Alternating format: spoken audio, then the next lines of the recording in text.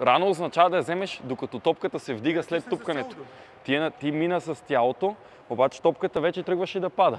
Да. И на теб ти се налага, когато излизаш напред и топката е под нивото на мрежата, да я вдигнеш нагоре.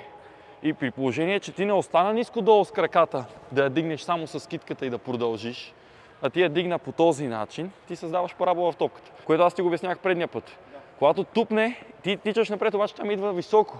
Тя ми идва на добра височина, така че да мога да ти я сваля, да мога да те атакувам.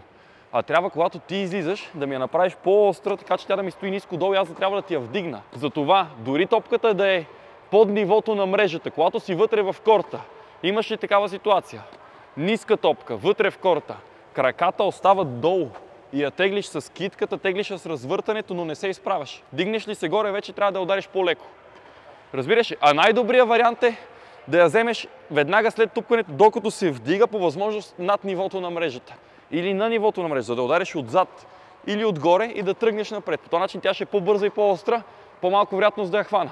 Иначе я правиш по-бавна и по-параболична, аз имам време да я хвана, отделно и да ударя отгоре.